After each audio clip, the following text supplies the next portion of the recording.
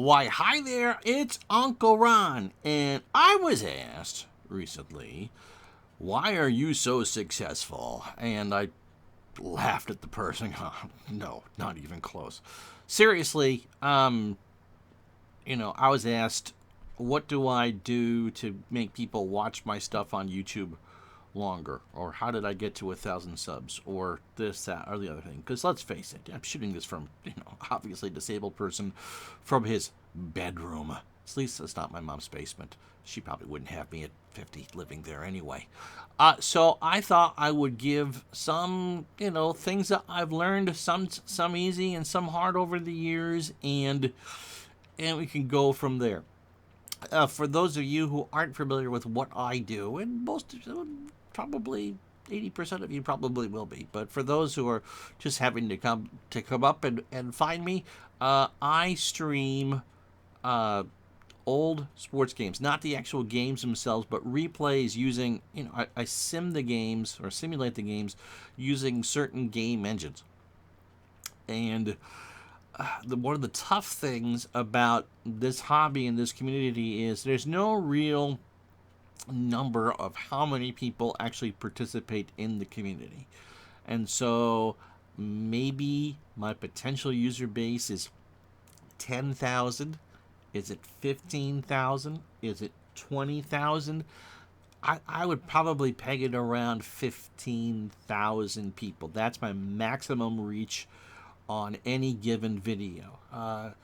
It's a tough grind, and it's taken me 3 years to get from pretty much 0 subscribers to 1,000. Now, if I was doing Minecraft or Tetris or Flight Sim or GTA 5 or any game with good visuals, it would not take that long to get there.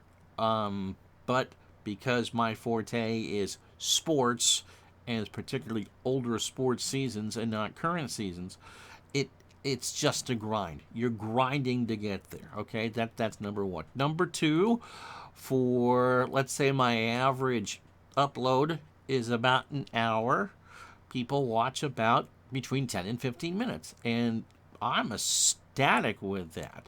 I live stream on Twitch 2 or 3 days a week at lunch, and I have a pretty steady group of 5 to 10 people who come in and spend lunch with me, and we chat and play the game and all that. And again, for my audience, I think that's fine. It just is hard to tell how many people possibly are interested in what you want or what I'm trying to do. So I suppose the first few things I would say is be persistent, not persistent, consistent. That's the word I'm looking for. Be consistent. If all you can do is upload one video a week, then you make sure you just upload one video a week. Thursdays at 2, fine. You want to know where, you want to tell your subscribers when and where they can find you. I upload new content Thursday nights at 6:30 p.m. Eastern Time. Follow me then, like and subscribe. Wink, wink, nudge, nudge. Okay? I personally stream live on Twitch 2 to 3 times a week, and because I'm a Twitch partner, I'm not sure if that's a technical term for that or not. It's the mid-tier. So I make money from Twitch, but I'm not a super Twitch user because I do sports games. I have a 24-hour embargo from when my stream finishes on Twitch before I can go upload to YouTube, which is now a second revenue stream for me. But Twitch gets the first 24 hours, and when you take that's great. And so that's where my live audience is, and my on-demand audience forever and ever is on YouTube. So when I look at my numbers on YouTube for the last 18 months, it's all on demand.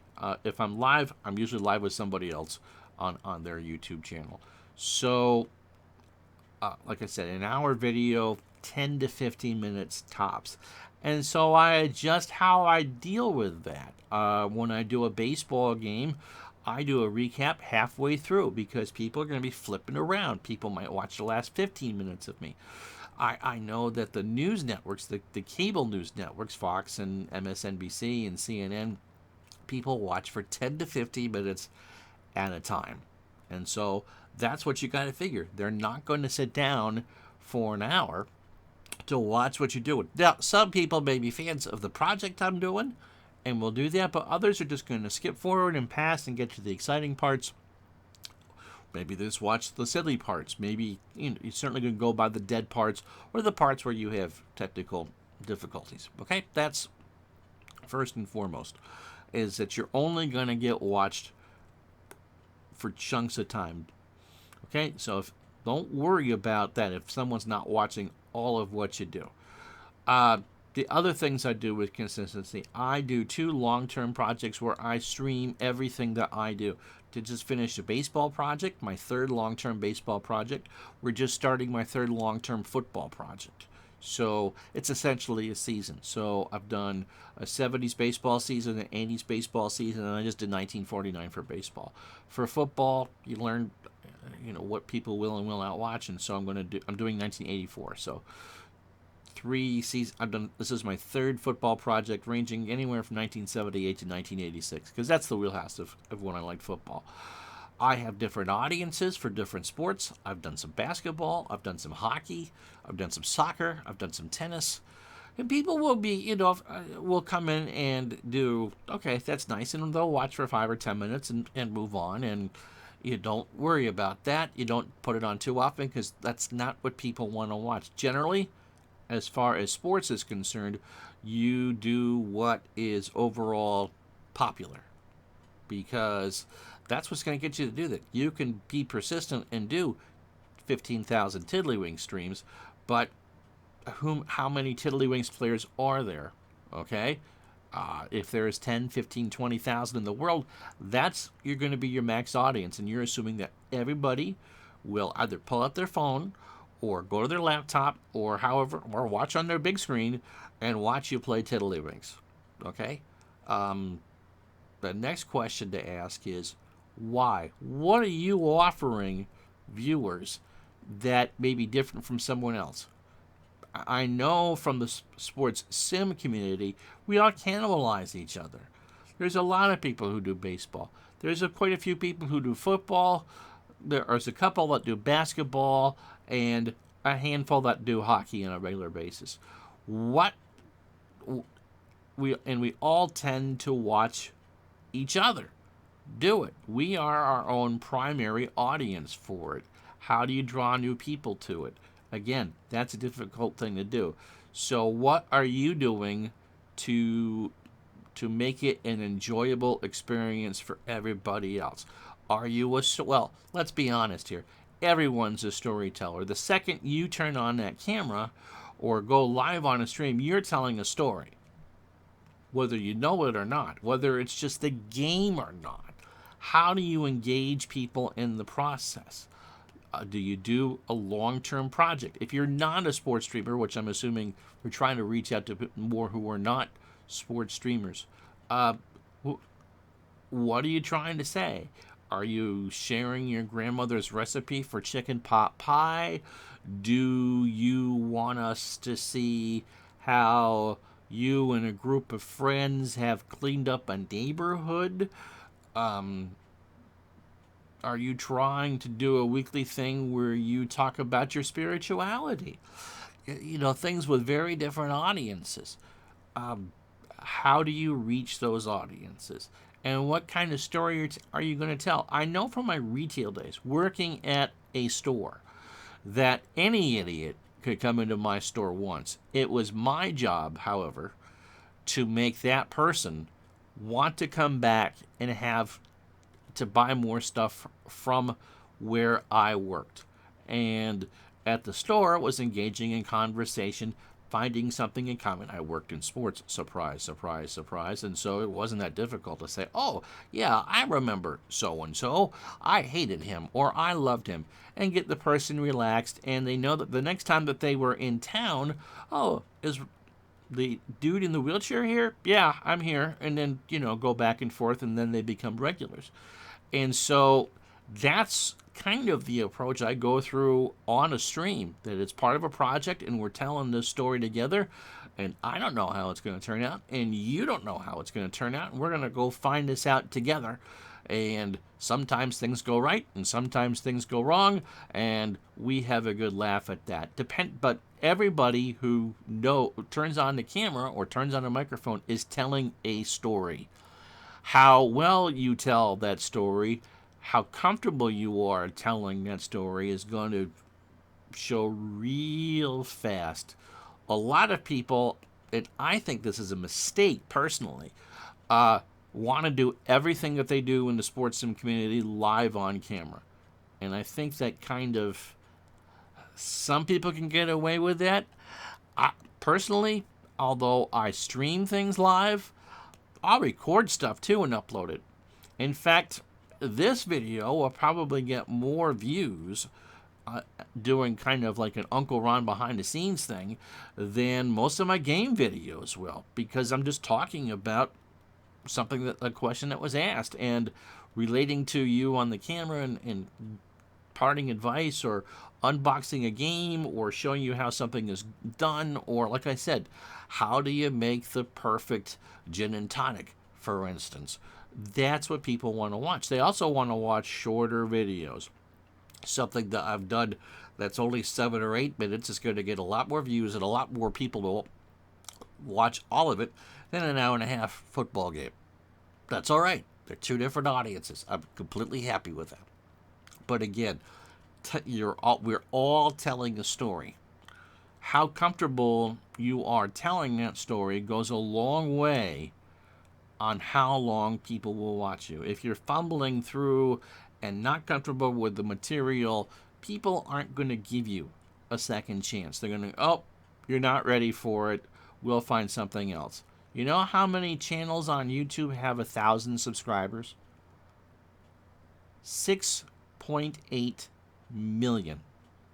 So you're technically competing, if you have 1,000 subs, 6.8 million other accounts. I don't know what the percentage is of YouTube accounts that are under 1,000. I would probably say 5 to 6 times that many. And that also does not include the 400 channels you have if you have cable, the multitude of choices from iTunes or podcasts or whatever is on your smart TV, or however people wish to entertain themselves. Your competition is pretty much the rest of the world. Why should we watch you? What are you giving me, the consumer, that makes me want to come back? YouTube is a visual medium. You have to give people something to look at. I was going to do my fall football project with another game, but I asked for advice with a dear friend of mine, and he said, there's no visuals with this game. You're not watching anything. Now, it's great if you're just listening on a run with your smartphone in your pocket and listening to me do a radio call of the game. There's nothing wrong with that. Or if you're, working out or in the car or what have you, trying to drive. But if you are putting me on your 60-inch television set, and there are people who do that, there is nothing to watch with that game, and you're not going to spend as much time watching it as you would if I gave you some visuals. Again, if I streamed Fortnite or Grand Theft Auto or Factorio or any ones of hundreds of games, it would do better for me because you are watching me do something. You feel like you were there, and I am your guide. To watch someone play a game that they've never even heard of before, such as the Action PC or Stratomatic or Out of the Park or Franchise Hockey Manager series, you need to have some interest in that in order to watch someone else play it anyway. And I don't always play the way that other people want me to play, and so those people might not watch again. Okay, that's fine. You play the way that you want to play. I've kind of boxed myself into a corner here, trying to figure this out. But again, I have to give you something to see, because when you flip on, either live on Twitch or on YouTube, I don't want you to have to think about what you're watching. It's quite clear that you're watching a simulation of a game that happened a long time ago. 1984 was 36 years ago. That was not last week. And you flip it on, you scoot forward, you scoot backward on YouTube. All right, first thing you want to know watching a football game is who's playing. Second is what's the score. Third is what is the time and quarter situation, and what is the actual game situation that is there.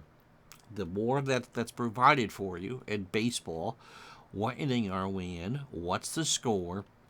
Is there something special going on? The more I can present to you visually, the more apt you're going to stay to watch.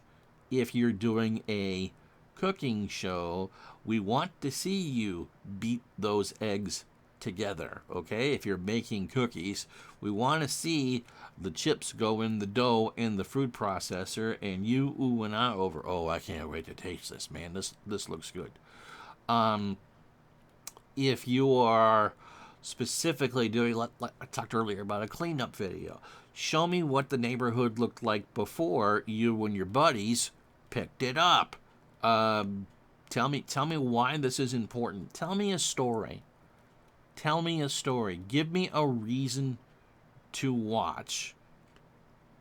That first and foremost, if you hook me into it, I'm going to come back. Let me give you a couple non-sports examples of channels that if I see new videos from, I'm going to jump and watch them almost immediately. Tom Scott. Tom Scott can do a 6 or 7 minute video on French telecommunications from the 1800s and make it interesting and relevant. And I bet for that 5-minute video on how people scammed the stock markets in the 1840s, and that's what that's about, it probably took him 20 hours to produce that video. He had to go to France and find one of the. It's a good video. It's on Semaphores, an old semaphore network pre-telegraph, where you sent signs from one mountaintop to another, and messages were relayed that way. So he had to find a semaphore to do the stand to do the shots in front of. He had to do the research and have someone who was familiar with how the French language was written then to translate original documents for him. He had to write the script. He had to edit the video to do that. All that for 5 or 6 minutes, he got a couple million views out of it. Why? Because the way he presented it made it interesting. You're going to take a mundane topic such as, why would anybody care how someone pulled off a scam in 1835 and drew 2 million, as I said, a couple million people have watched it because he made it interesting. He introduced a human element to it, a little bit of humor. What's another channel I watch a lot? Techmoan. Old technology. I've learned all sorts of things about different ways that you could listen to music, from pretty much the history of the cassette player to how reel works, or the Tefifon, which is something that came out in West Germany in the late 1950s that was basically the precursor to an 8-track. But again, it's how it's presented. How well do you get across what it is that you want to share in the world? Again, 10-minute video, probably 20 hours to produce it. Think of the topic, do the actual filming of said topic, write a script for said topic, edit everything together, look it over again, make some corrections if you don't like it, and produce it. I know that you out there have channels that are automatic. Oh, so-and-so released a new video. I'm watching that tomorrow. I'm watching that tonight. I want to be entertained. They teach, they're entertaining, and you feel like it's a positive after you've learned from them. Again, they now have, million subscribers, 5 million subscribers, whatever. but they worked hard to do it, and they care about the quality of their content, and they want to make sure that people say, you missed A, B, and C. Okay, sometimes you're being ridiculous when you say A, B, and C, but if you're critical about 10 points, let's say, there's probably 2 or 3 that you were right on. You might not have said them right, but you're right on. So that's the job of any storyteller, is to get people to watch and interact again. The good thing about YouTube is it is an interactive, 20 minutes, is an interactive community. You are allowed to give feedback. You are allowed to thumb something down if you don't like it, whether I like it or not. So I suppose, the narrower the topic, the harder it is to get a foothold. So I guess to summarize is, share something that you genuinely have a passion about, whether it's football card collecting or a rock collection or different kinds of spiders or whatever, however generic and esoteric or what it is. Why? Share why you're excited about it. B, watch yourself. If you don't think you look good, why should anybody else watch you? People do. C, don't worry specifically so much about stats. Learn from your mistakes. You're all going to make them. We're all going to make mistakes. And when you do what I do, you're out there without a safety net. If you're live, you're out there without a safety net. You just kind of roll with the flow. D, and don't be afraid just to tape everything. There's no real reason for you to want to be live. If you have a good interaction and you enjoy it, fine. Nothing wrong with going live, either on Twitch or on YouTube or whatever. But I see too many people pressed that they must do this and they must do this live, and they wonder why they only get 1 or 2 people watching. And so kind of dovetails into the next point with be consistent. If you're going to produce 3 videos a week, then you say, look, we do videos Monday, Wednesday, and Friday, or whatever it is that you want to schedule. And if it becomes too much, nope, a little too much for me to do, we're going to Tuesdays and Thursdays, or whatever it is. Also, don't overpromise what you can't deliver, regardless of what it is. If you want to take us through your neighborhood, street by street, okay, that's fine. But if you've done 3 and go, oh my God, this is a lot of work to edit this down and no one's watching, then people are going to notice that. All right, I guess that is as generic as possible way I could do that. But, congratulations to those of you who have had 1,000 subs. Again, learn from your mistakes and just keep plugging. But remember, you're telling a story, regardless of what it is. Find some passion with it, and people will find that passion with you. And then you'll develop an audience, and it'll grow from there. I'm Uncle Ron. Thank you so much for watching. Bye-bye.